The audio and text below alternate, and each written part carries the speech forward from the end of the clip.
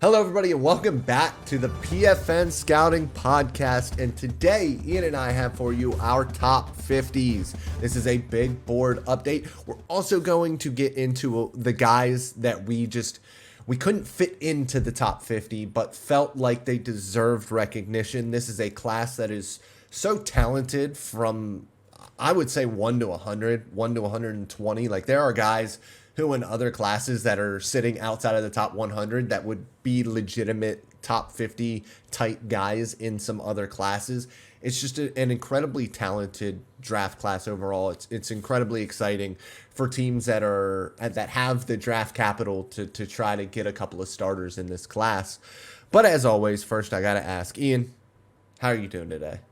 Doing good. And it's the week of Thanksgiving. So, of course, want to just shout out to the listeners. You guys are what we're thankful for here. I think the last 4 or 5 podcasts on Podbean, we got over 500 downloads. So we're just hoping to keep ramping up as the draft season approaches, because that's our priority here, is giving you top-notch draft content and seeing who your teams might pick next April. So a long way to go still, but just want to say thanks and hope you guys are enjoying this week, this holiday week. Get some time off, relax, and watch some football on Thursday, because that's always the highlight this year. So, but yeah, I'm good, Dalton. This was a really fun process going through our big board update. Obviously, it can be a little difficult to kind of detach during the season and take some time to really update and kind of hone in on that. But had some time to do it this week, and some of the results were surprising. So we can get into it. Before we really get into it, I wanted to ask you, who do you think out of this class has the best drip? When you're watching tape, you're like, this dude, like the armband, sometimes guys can overdo it. You know, the visors, there's not a lot of like crazy visor game at the college level, but who do you think has the best drip?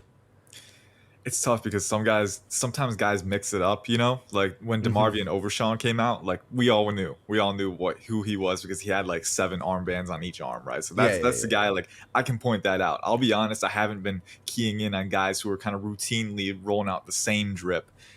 So now that I've kind of gotten my rankings down, I need to kind of reach that echelon in my evaluation. So have you noticed a guy that's kind of popped for you? Like, this guy's got the drip. Not a draft guy, but while I'm watching Kool-Aid McKinstry and Terrion Arnold, the third cornerback that comes in sometimes when Terrion comes into the slot, number 9, has amazing drip. I mean, he's like very much like DeMarvion, where he's got all the armbands and stuff, and he's really easy to see, and it makes it easy for me to see that Terrion is out of the game or he's in the slot. Like, I know immediately not to look at that right cornerback or left cornerback spot with him. So that's always nice. And it is also nice, we have our own drip here at PFN, okay? PFN merch store is now open, and it's just in time for the holiday season, y'all. Visit pfnmerch.com for exclusive shirts, sweaters, hats, and more for the football fan in your life. Act now to take advantage of Black Friday deals and go to pfnmerch.com today. Let's get into it now. What was the most difficult part of this process for you, Ian? I think, and we kind of alluded to it when we were talking before the podcast, but for every range that you have certain ranges, like top 50, top 75, top 100, top 150, top 200, top 300. I went to 300 this time. I've got like 370 guys listed so far. I'm trying to increase that each week. But every time I reach one of those ranges, one of those kind of thresholds, I want to fit more players than I actually can. Like, it's top 150. You can only fit 150 players. And I've got like 200 that I really want to fit into that range. That was the toughest part for me, like trying to delineate, all right, if I have to rank these guys, right, which you know it, I sit on the fence more than anyone. I hate doing, but I can't go against my nature. But it's like the big board really forces you to make those tough decisions. So at every one of those thresholds, like top 52, you know, I was really hoping to fit more players in. I think this class in particular, and especially with the COVID years, you know, we've seen, you know, last cycle too, there were maybe 75 players worthy of going in the top 50, maybe 120 players worthy of being in the top 100. So, you know, that depth is really tough to manage, but it's also the fun part, kind of ordering it the way that you want to and seeing how it pans out. That was the toughest part for me. What about you? Stacking these wide receivers. I mean, it's just not even close. Stacking these wide receivers. And honestly, I had a lot of trouble with the edge rushers as well. It's not, in my opinion, it's not the best edge class in the world. But I do think that there is a lot of potential in this draft class when it comes to edge.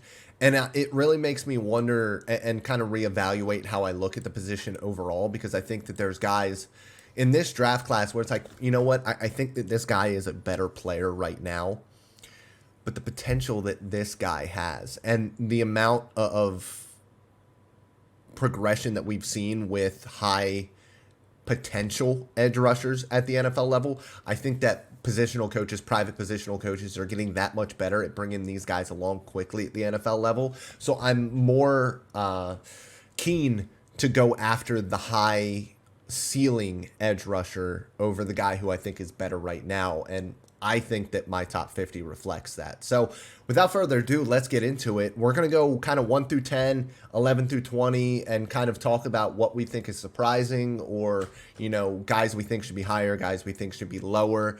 And then we're going to get into some of the guys that we wish we could have put on the list that missed out. Ian, 1 through 10, go. All right, so my 1 through 10, my 1 through 3, I think is pretty much locked in at this point. Marvin Harrison Jr., I regraded him and he scored above a 9.5 on my scale, which is pretty much unheard of. The top graded prospect for me in my 3-year window by a sizable margin. So number 1 for me. Number 2 is Drake May, my QB1. Caleb Williams, a slight edge for QB2. We talked about that a couple podcasts ago. So if you all didn't listen to that, feel free to check it out. I think we had some great discussion there. Yeah. Joe Alt, number 4. Malik Neighbors at 5. Brock Bowers at 6, Olu Fashanu at 7, Jerzon Newton at 8, Talise Fuaga at number 9, and then JC Latham at number 10 for me. Dalton, what did your Fuaga over Latham? Yes, okay, it's finally happened. You finally stood on the table and said Fuaga has got the edge. Let me tell you, man, that was a tough one. That was a very tough one. Like if I could have them both at 9, I would. I mean, all 4 of those offensive tackles are just phenomenal prospects in my opinion. It's so hard to stack them. But when I really thought about it, I was like, maybe he's got an edge there. So we'll talk about the depth of that in a little bit. But what did your top 10 look like? My top 10 is Marvin Harrison Jr. is number 1. It's not particularly close. And I do not, when I'm doing these things, I do not put positional. I don't like really grade super crazy for positional value. It's built into my grading scale, but I'm not going to say like if this guy's got like an 86 grade or however it turns out, I'm not going to say, hey, yeah, I'm going to do this because that's how I would draft them in a draft. You know what I mean? Mm-hmm. So like if I have quarterbacks graded lower, I'm not going to say, oh, well, they're number 1 and number 2 because come draft day, they're going to go number 1 and number 2. That's not how I do things. And I don't think that that's how you do things either, or else the quarterbacks would be number 1 and number 2 on your board. With that said, I do not have a quarterback in my top 3. It is Marvin Harrison Jr., Brock Bowers, and then Joe Alt, and then it's Olu Fashanu. Drake May comes in at number 5. Malik Neighbors is number 6, and Caleb Williams is number 7. Number 8 is JC Latham. Number 9 is Keon Coleman. And guys, if you know anything about me and wide receivers, Keon Coleman being this high for me is unheard of because of the type of receiver that he is. Number 10, Jerzon Newton. He might be my favorite player in the class, and I am in love with Brock Bowers. It's just that type of player, that type of interior pass rusher is so much fun for me to watch. More than anything else. And I love watching safeties, and everybody else thinks that they're boring, but I love an interior pass rusher. Mm-hmm. And the thing with Jerzon is, if his size, like that's really the only thing that graded poorly on the scale for me. And that's only because like it's just he can't really control that, right? It's how he's built, but he's such a good player at that size either way. He can drive power. He's incredibly strong. Like it's not one of those things where, all right, he's undersized. Let's see if it kind of permeates into other areas of his game and becomes an issue. I don't really think it's an issue. I think he's strong, well leveraged. And size isn't bothering me that much anymore because I'm seeing what Kalijah Cansey is doing at like 260 pounds or whatever he actually weighs. So it's not that much of a bother for me, especially when you show that power aspect in your game as well, which is what he does.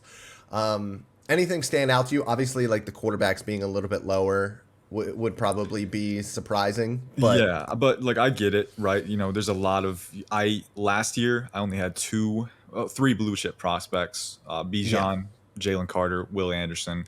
This year we could have upwards of, over 5 for sure. I Yeah. think. I think blue chip non QBs. There's a lot of talent in this class. Like Fuaga could grade in that range for me. Latham Hmm. does. So it's like, all of those neighbors does as well. So this class has a lot of high level blue chip talent, particularly in the offensive side. But I think Jerzon Hmm. could be in that range too. So that amount of talent, and I kind of grade QBs the same way. Like how I do it at the top is their grade lands them in a certain bracket, and if they are within that bracket, that's where positional value can start to separate, right? So Williams and May are both in that 8.5 to 8.99 range. Like they're really close to blue chip but not quite there yet. But that does elevate them over other guys in that range. But for example, Marvin Harrison Jr., if he's a 9.5, the gap is large enough that he's in the next bracket up, and so he's going to keep that number one spot. But I think this class, there's a lot of talent at the top, non QBs going for that. And I wanted to ask you about the offensive tackles, because you've got Alt as your OT1 too. I really like the Alt respect. I really like, what he's shown this year. And for me personally, it kind of boiled down to 6'8", 315. The dude is an elite athlete. I think the recovery, athleticism, the flexibility, those are two things that he has that no one else in this class can match. And then you look at his technique, his footwork, playing with controlled lean and leverage, the knee bend for his size, and the combative hands too. I think he's shown development there too. For me personally, like there's a decent gap within this 10 range. Like Alt was number 4 for me, and then Olu was 7. So I think, I still think it's kind of up to opinion, but for me, Alt has made a really strong case to be the OT1. Yeah, for me, it's kind of the difference between what I saw and honestly, the Ohio State game for both players has a lot of weight in how I evaluated these two players, because I saw the growth of Joe Alt, especially the ability to anchor, where that's where you kind of lost it a little bit with Olu, especially in the fourth quarter going against JT. And I don't think that JT is a phenomenal pass rusher by any means, but he does have fantastic power. And that's something that at the NFL level, if somebody is able to walk you back into the quarterback's lap, you're going to get beat up at the next level, because there are a lot more guys like JT at the NFL level than there are at the college level. Mm-hmm. So for me, that made a little bit of a difference, but it's the age at the position and the growth that we have seen, the consistent growth that we have seen from Joe Alt, that put him over the top for me. Now, we should move on to 11 through 20 before we get into too much of a conversation and real we're quick. rushing Also, at the end of the pod. Brock Bowers number 2. Just talk about that. I love for him. a I love him. I love everything about him. I think he is one of the most special prospects that I have seen. And if it wasn't for Marvin Harrison Jr., I would have no issues putting him at the top of any other draft class that I've seen recently. And it comes down to the fact that I think that I can use him as a weapon, not just in the passing game, not just as a blocker. I can move him around. I can give him the ball on handoffs. He is such a fantastic offensive weapon because of what he's able to do with the ball in his hands. He is a very, very special player, and I don't think that we've really seen somebody with his overall versatility at that position. And I think that when you look at Kyle Pitts, he was a fantastic receiver. He was obviously has an 8-foot wingspan and fantastic speed. He's a downfield threat. But Bowers is a 3-level threat as a wide receiver. You can hand him the ball. He's powerful. He's elusive. He's creative with the ball in his hands as well. I just think that there's so many ways that a good offensive coordinator at the next level can use him to emphasize him and really get him into that 1,300 yard range every year, on top of giving him 10 to 20 carries a year. So that's why I have him so high. Nice. Yeah, I love it. I got Malik Neighbors at 5 too, for kind of a similar deal, right? I think the 3-level threat framework is definitely there with him. 6 foot 200. I was trying to come up with wide receiver comps, and Dalton and Ian Valentino know this. I get annoying when I get into my wide receiver comp phase, because there are so many wide receivers to go back through in NFL history. Mm-hmm. It's a really large sample size to go through. So comps can be bad if you force them. But I like to try and it's another way to communicate what I see to people. So it's like, if I can do that more efficiently, comps are a great way to do that. I was going down this rabbit hole, man.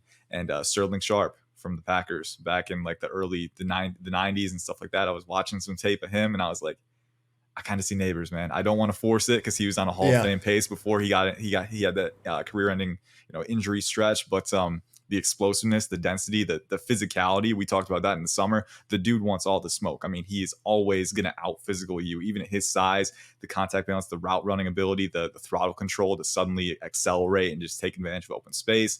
And then the ball tracking ability, the body contortion too. Like Neighbors, if Harrison Jr. was not in this class, he would be my wide receiver 1, and by a decent margin. There's still a ton of talent at the top, but Neighbors to me is really, he just embodies that 3-level threat framework in all the right ways. And I think, he kind of gets lost under Harrison's shadow, but still a blue chip wide receiver prospect for me too. So a few offensive playmakers in the top 10 range that are really, really enticing. Let's get on to 11 through 20. I know you were pivoting to that. You want me to go first with this range, or you want to go first? Yeah, you can go first. All right, let me get back to that tab real quick and then get back to my tab. All right, so 11 through 20 on my big board. I've got Rome Odunze at number 11, Dallas Turner at number 12, Kool-Aid McKinstry at 13, Keon Coleman at 14, Nate Wiggins at 15, Terrion Arnold at 16.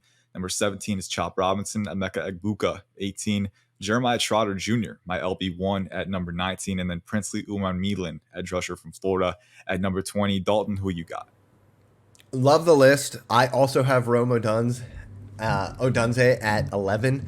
I have Talise Fuaga at 12, Kool-Aid McKinstry at 13, Dallas Turner at 14, Terrion Arnold at 15, Chop Robinson at 16, Cooper DeJean at 17, Nate Wiggins at 18, Jaden Daniels at 19, and JJ McCarthy at 20. And yes, that is me cheating with those two and having their tags touch.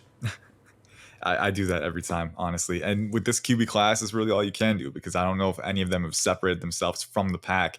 Before we get into the QBs, a couple position groups that really stand out to me within this range on both of our boards, edge and CB. And the edge one conversation, the CB1 conversation, it's getting a little more cluttered. I know we were talking about Terrion Arnold this past week. You were like, hey, I just did a scouting report. This dude is legit, right? He's been growing a lot this year.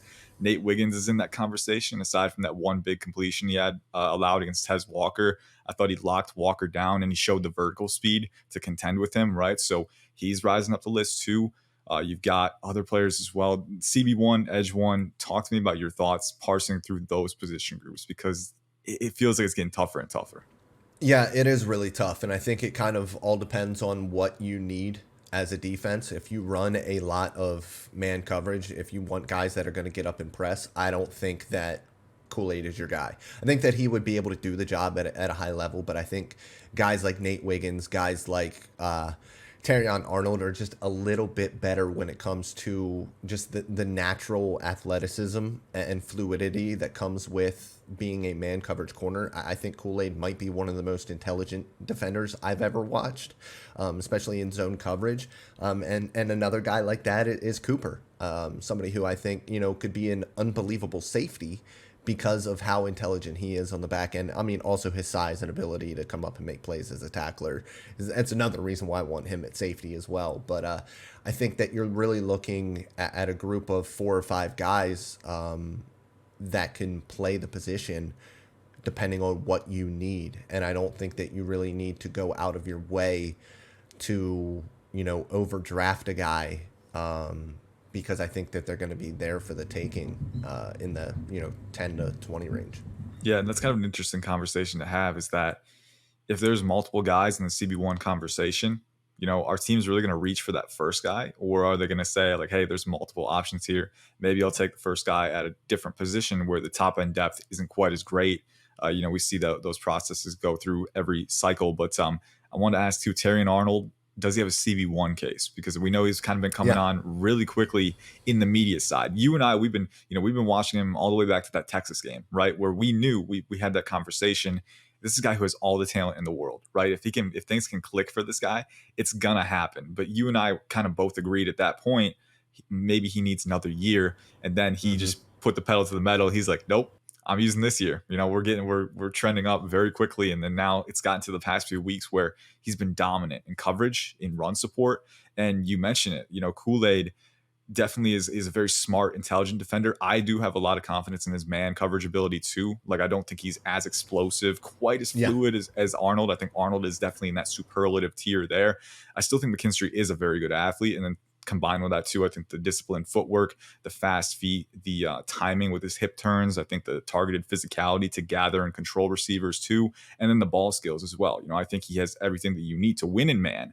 But if you're in the NFL, the modern NFL, and you're facing athletic freaks at wide receiver, who do you want more, right? I look at Terrion Arnold. I look at a guy who throttles up effortlessly. His hinge Yeah. fluidity is very, very impressive. The foot speed, everything, all of those athletic qualities are just maybe a notch above McKinstry, right? And Mm-hmm. it's not like it's not a golf that's beyond reproach. Like it's not just like an outlier, but it is one of those things where if he has all those in a slightly higher degree, it does add up, right? So you look at that, and then you look at the support ability. I think he's really good at breaking down ahead of tackles. He's really good at combating blocks, and then his playmaking ability and coverage too. I mean, all of that is there.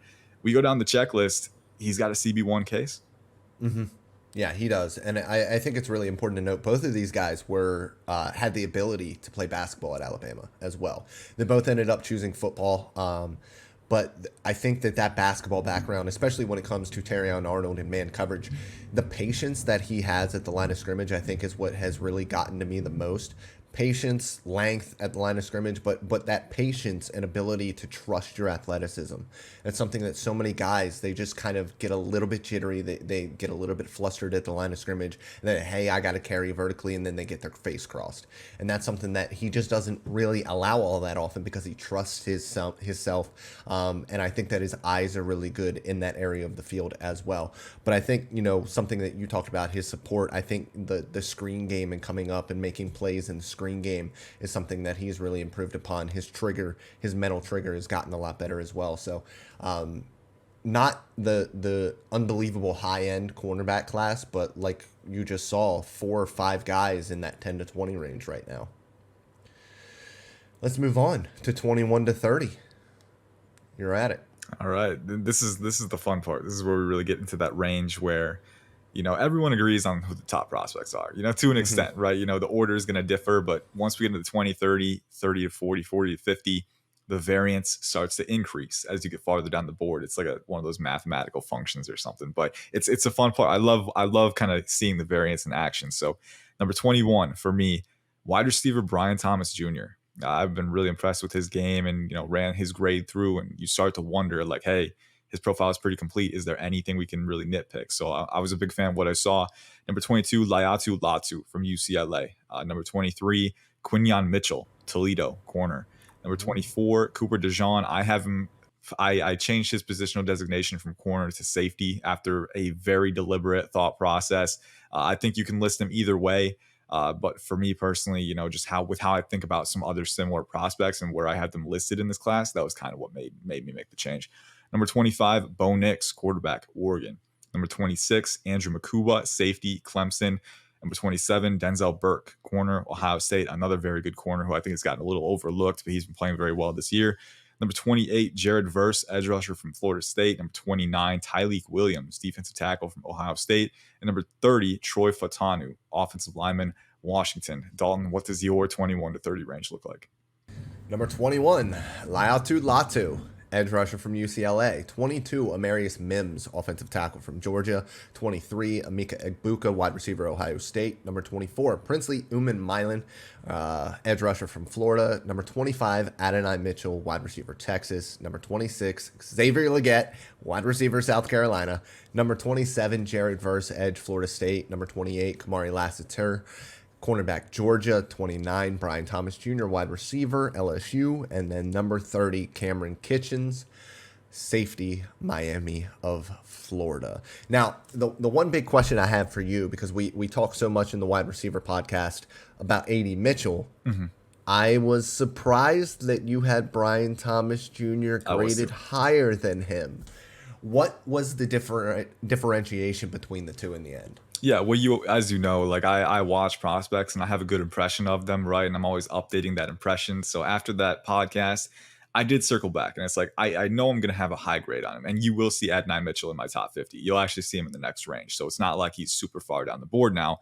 But I was talking about him, and it's like, all right, I know Adonai Mitchell is very good, but maybe I do need to watch a little more Brian Thomas Jr. I need to really strengthen my impression of him. I had a good impression, but I wanted to watch more. And when I watched him, and when I watched more of Mitchell as well, I think Mitchell in this TCU game in particular, there were a few times where down the field, his deep tracking ability, the effort late in routes, I think can be a little better for him. I do think the route running, the agility and twitch is definitely there, the foot speed. But again, I think overarching consistency is still something that Mitchell can improve a little bit. I do think the brunt of the issue is chemistry with him and Quinn Ewers, and I think part of that kind of seeps into the consistency.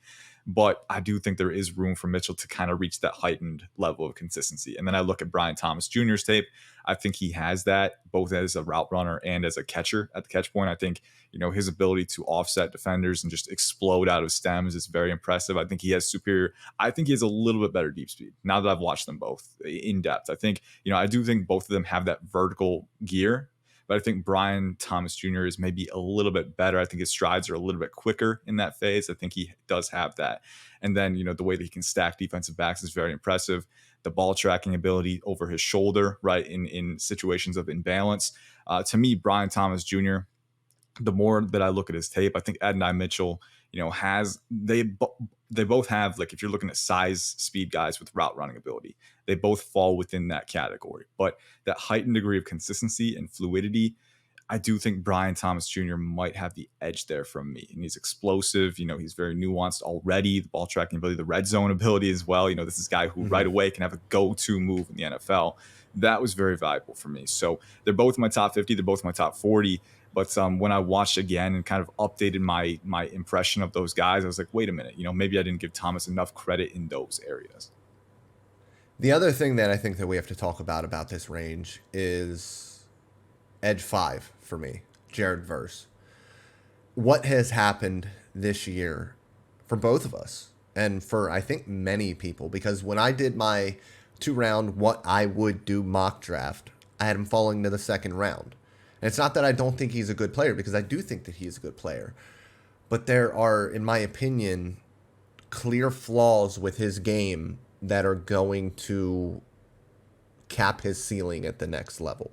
I think that his hands are really good. I think that he plays with good power. But the lack of flexibility is really going to limit what he can do at the next level. I think that you have to have that ability, because he has the explosiveness to win off the edge and win the arc. But it's that ability to delete that rush angle that really gets into the mind of quarterbacks and really affects them at a high level. And I don't think that he has that part of his game. And so he ends up, for me, being more of, a guy like Montez Sweat, who great run defender, good power player, great length, but that lack of bend makes him way less of a danger on a down-to-down basis. Yeah, I'm in agreement. Yeah, and I think that was something that we kind of caught on really early in the year, because his production has started to take up a little bit, right? But still not nearly at the level it was last year. And so you go to the tape, all right, what is the issue here? Because his hands are good. We talked about that in the preseason. Like, I think at his best, he's one of the best technicians in this class, right? I think consistency this year has been a little bit more of an issue. But what's really the cause of this detraction? And you look at, the tape this year, I think the hip flexibility in particular is a really big issue. I think when he has enough space, he has enough ankle flexion to work around blocks, when he has enough space to, employ his reach. But when he doesn't have that, and when he needs to roll under those blocks and, like you said, delete those rushing angles, he just does not have the hip flexibility to do that. I think he's really stiff in the midsection in particular, and that can be a tough ask for you. Now, with that said, you can be successful with that. I think that was one of the knocks that I had on Kayvon Thibodeau when he was coming out. Really explosive, really forceful hands, but I don't think the hip flexibility was elite with him. I do think it was a little better with him. That said, I didn't think it was elite. So that was a minor concern that I had with him. He's gone on to become successful because the pursuit speed, the hand force, the explosiveness, all those things, that kind of counteracts that non-elite trait. But with Versa, I do think it's a little bit more of an issue, because we see him get hung up so many times at the apex. And at the same time, too, when you're comparing him to these other edge rushers at the very top of the board, Dallas Turner, super young. Chop Robinson, pretty young. Princely, very young. Yes. Jared Verse is going to be a 24-year-old rookie. So you have that longer developmental track with these guys. And then Verse also has not a liability, right? But his bend is very average to me. He's very explosive. He's powerful. He's great with leverage. Like you said, he's a good hand fighter, a good run defender. But that bend is not something that he'll be able to win with in the next level. So you're going to have to counteract that somewhere across the board. And being as old as he is, he might be largely set in his ways. So if I'm banking on someone in this edge class, It's the younger guys who are more fluid, more flexible. I think Turner, Uman Milan, Robinson, Laiatu Latu as well. Even though he's going to be older, the medicals will be a concern for some. He definitely has that high level ankle flexion and hip flexibility, which he can use to finish rushes after winning one-on-one with his hands. So, it's a very important finishing trait that Verse does not have compared to these other guys. All right. We are at 30 minutes already, and we have a lot more to get through. So let's get to it. Number 31 through 40. I'm going to start this one. Number 31, Landon Jackson, edge rusher from Arkansas. Number 32, I have Kalen Carson, cornerback from Wake Forest. Number 33, I have Bo Nix, quarterback, Oregon. 34, I have Cedric Van Pran, offensive center from Georgia. 35, Jeremiah Trotter Jr., linebacker from Clemson. 36, I have Kalen King, cornerback, Penn State. Number 37, Andrew Makuba, safety, Clemson. Number 38, Kalen Bullock, safety, USC. Number 39, Tyler Newman, safety, Minnesota. And then number 40, I have Denzel Burke, cornerback, Ohio State. And if you guys noticed, I had 3 safeties in a row. It's because I like all 3 of them, but don't really have a final opinion on any of the 3. At 31 for me, I got Troy Franklin, wide receiver, Oregon. Number 32, Cameron Kitchens, Miami safety. Number 33, Byron Murphy II, defensive tackle from Texas. Number 34, Amarius Mims, tackle from Georgia. Number 35, Kalen King, corner from Penn State. 36, RB1, Travion Henderson, Ohio State. 37, Adonai Mitchell. 38, Barrett Carter, linebacker, Clemson. 39, Leonard Taylor III, defensive tackle from Miami. And 40, Jaden Daniels, quarterback, LSU. Dalton, 3 safeties within that range. Talk to me about what you saw, because obviously that's where it clusters up in the safety class. Newman's a great player. Makuba is the guy that I really like as well. So talk to me about those guys. Yeah, Makuba's an interesting one because he's a guy who I think could play in the slot right away at the next level, and then he also has more than enough production as a back-end safety to make me feel comfortable about him in a split field or even as a single high guy. I think that he has foot speed and athleticism to do it. I would like to see a little bit more of the range ability at playing as a single high guy, but you don't get a lot of that with him. Kalen Bullock, on the other hand, is a guy that you do get a lot of that at. And then with Tyler Newman, it's just about the playmaking, man. It's something about a Minnesota safety who is able to come up, make plays, really turn the ball over a lot. So it's 3 guys who I need to get my eyes on all 3 of them more, but 3 guys who I think have a ton of potential at the next level. And it's a league that I think is going to start valuing that position a lot more.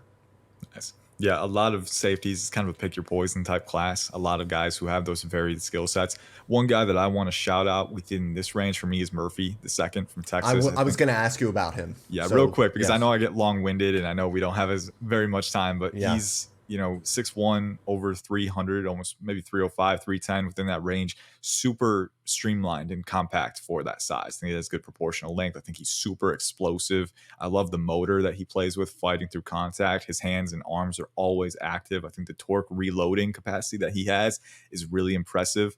Then the pursuit speed as well. Watching him and Tavondre Sweat play off of each other is so fun to watch. I think Byron Murphy II can be one of the best disruptors in this class immediately on day one. And I haven't run his grade yet, but there's a chance that he lands in the round 1 range for me. So I don't know if he will declare. We'll see if he does. But on my board, there's definitely a case for him to do so, because I think you're looking at a high level 2-phase threat on the interior right away. So really fun DT class in general. But let's get on to 41 and 50, close out the top 50, and then get through some analysis here. Dalton, you first. Who'd you have in that range? At number 40, did I say 40? Yeah, I already said 40. Yeah, Sorry, 41. 41, Jordan Morgan, offensive tackle from Arizona. 42, Ladd McConkey, wide receiver, Georgia. 43, running back 1, Travion Henderson, Ohio State. Jatavion Sanders, tight end from Texas, is number 44. 45 is Troy Franklin, wide receiver, Oregon. I know a lot of people will be upset with that, but I do not care. Number 46, Barrett Carter, linebacker, Clemson. Number 47, Troy Fontenot, guard, tackle, whatever you want him to be, from Washington. Number 48, Carson Beck, quarterback, Georgia. Number 49, Edrin Cooper, linebacker, Texas A&M. And 50, I have Bo Braid, safety, Maryland. Some really interesting, in a good way, rankings in there. Some ones that were like, oh, shoot, I didn't think about that. I like that. 41-50 for me. I got Michael Penix Jr., At number 41, I got JJ McCarthy. At 42, a lot of QBs clustered there. 43, Tyler Nubin, like Dalton said, great player, great playmaker. Number 44, Graham Barton, offensive lineman from Duke. Number 45, Cedric Van Pran, Georgia. Number 46, Lad McConkey, Georgia. 47, Xavier Worthy from Texas. 48, Trey Benson, Florida State. 49, Cedric Gray from North Carolina, linebacker. And then I got Shadur Sanders at 50. But if he goes back, which is likely at this point, 50, yeah. The next guy would be Carson Beck for me. So that's the only reason why I left him out, is because I think that he is going to go back, but I understand leaving him on until we know for sure. The one thing I just wanted to shout out from your last bulk was Leonard Taylor. Somebody who I think we both had pretty high early on. And I have dropped back just because I haven't seen him specifically a ton, but the athleticism and the potential with him has always been very much at the forefront, very easy to see with him. Is that more of a potential pick off of the athleticism? Have you seen like a ton of him this year to really get a better feel of like, hey, he is making an impact, even if that impact hasn't always shown up on the stat sheet? Just real quick, give me the lowdown on Taylor this year. Yeah, I do think his impact is not accurately represented by the statistical output this year. I think he's one of the most explosive first step defensive tackles in this class. I think he has a really streamlined frame. You know, he's pretty lean for being 6'3", 305. You don't expect him to look as lean as he does, but he does pack a lot of power and strength within that frame. I don't know if he has the flexibility to be a guy who's stunting across alignments, but I think as a even front defensive tackle, I think the explosiveness, the ability to just, surge through gaps, but then also deconstruct blocks with that really efficient, refined strength is really impressive for him. So I think there is room for him to gain consistency. But for me, the tools are at a high enough level, and also the leveraging is at a natural enough level that I'm willing to bank on that. So he's a top 50 talent for me all the way. 41 through 50. Any guys that you want to shout out within this range? I know Edgar and Cooper is a guy that we've been a fan of since that dominant showing you had a couple weeks ago. But this is kind of that range where some of your guys start to see through. I know Carson Beck is a guy that showed up on yours and mine. And that's what I did at the end of the top 50 here. Is there were a bunch of guys that I was looking at. I mean, Trey Benson and Cooper Beebe were right there. Byron Murphy was there. Ruka or Horo. We're all there. And I wanted to because I don't have the final grades for any of these guys yet. Yep. I wanted to get in some of my guys. Carson Beck, somebody who has really started to play at a really high NFL level recently after some really ugly play early in the season. When I say ugly, I mean like just not ready to play in the first half of football games. It's just really inconsistent early in the year, but he's playing a lot better. Edrin Cooper, he just keeps making plays, and I can't stop watching him. He's so much fun.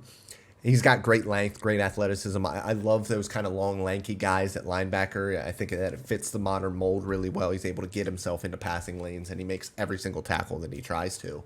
And then with Bo Braid's somebody who, as I watch more of these safeties and watch just more of him in general from tape, because I keep watching Maryland play in these Big Ten games, but I haven't watched a ton of his all-22 yet and really focused on him. But what I've seen from him in the live viewings is that the dude just makes plays just right there. He's always right there. His trigger is unbelievable coming downhill. I think that he's got good range as well. So those are some of the guys who I wanted to shout out. Michael Penix Jr. just missed out for me. And let's talk about some of the guys that just missed out, guys that we wanted to get in before we get out of here. For me, always McKinley Jackson. Always. I love him. I love everything about him. Bucky Irving, I wish I could have gotten him into the top 50, but he's at number 65 for me.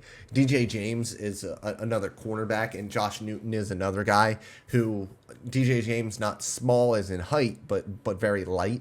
And then Josh Newton, somebody who is very small, but is more of he's not very small. He's like 5'9", 5'10", somewhere, but a smaller corner who just knows how to play the position at a high level. But how high do you draft him? Do you just throw him in the slot? Kind of tough to do these days because even the slot is, kind of moving towards bigger guys, tight ends a lot of the time. So it'll be interesting to see if he can kind of have maybe a DJ Reed type of career at the next level. Yeah, he's just a good football player. I was Yeah. actually watching more of AD Mitchell tape, when I was talking about that process. He played TCU, and Josh Mitchell was the guy who drew him a lot, and he Hmm. really locked down AD Mitchell. I mean, not just obviously the foot speed and the discipline, technique, and man, but on that vertical pass when Mitchell kind of faded out. A big reason why he faded out is because Josh Newton transitioned perfectly in open field and then crowded him downfield. Like, hey, you're not getting past me. Like, I'm getting Yeah. into your frame, and I'm playing you physical, even being at the size. He's just a good football player, just a good cornerback, and you draft those guys on day 2 for sure. So I think he can be a really good football player at the next level. There were too many guys to count for me, guys that I wanted to get in my top 50. Man, it was insane.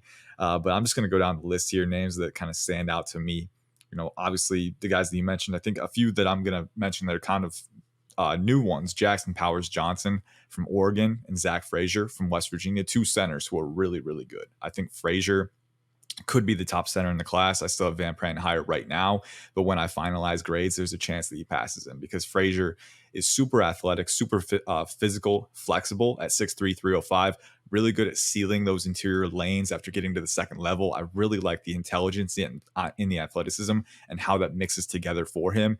And then Powers Johnson is the athletic, the mauler, right? This is a guy who gets out in space and he will finish blocks. He will pave open lanes for runners.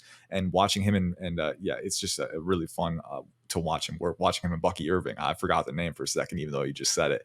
But that's a great combination to have too. And then farther down the board, looking at some others, obviously Josh Newton, the wide receivers down here, Jamari Thrash from Louisville is one that I want to shout out because he just got his Senior Bowl acceptance yesterday. But a guy who's probably going to be around 6 foot, 185, but I think he's one of the better equipped ones to produce right away in the NFL. I think he's a very nuanced, flexible route runner. I think he's very good at, manipulating leverage in open field. I think the hip sync and the explosiveness, the vertical speed is very strong with him. Good hands, good rack ability, contact balance, just every box you need to check. Aside from size, I think Jamari Thrash has it. So another very, very good player for me who got into my top 100. And then two more prospects, both FCS guys. Kieran Amagaji from Yale declared for the NFL draft a couple days ago. 6'5", 320. The dude's going to have 36-inch arms. He's an elite athlete at his size. He's incredibly powerful, very good at recovering. I think he improved his footwork this year before a quad injury knocked him out. I think he has one of the highest ceilings in this OT class. He went at 89 for me.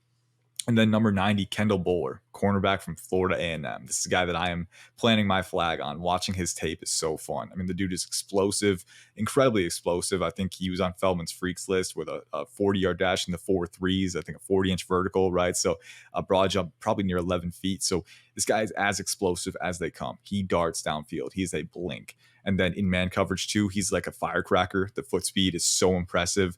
Very good, very disciplined at changing directions and managing space and off man and zone too. And then he's a playmaker, one of the most productive FCS defenders that we've seen over the past couple of years. He can play safety too. He started at safety earlier in his career. Kendall Bowler for me is one guy that I'm looking at. If you need an absolute wild card for your defense on day 2, I'm definitely running up that card because he's a playmaker in every sense of the word. 2 more guys I wanted to bring up. Quinion Mitchell, the cornerback from Toledo. He was at number 52. I love him. I just want to watch more of him. But that, 6'2", 200 pounds, super athletic, that'll play in the NFL level all day. I had him at 23 for that reason, man. The elite recovery speed, the ball skills. The dude has 7 interceptions, over almost 30 pass deflections over the past 2 seasons. He's physical and man. He's great in zone, great eyes, great reaction speed. Everything that you need to carry on those ball hawking tendencies in the NFL. And then the other one for me, Xavier Worthy, I had him at number 57. He fell out of my top 50, but still I think he's a really good player. Now, that's it. That's all we got for you guys today. We are running out of time. You guys know that we love to talk, but we actually did pretty good today.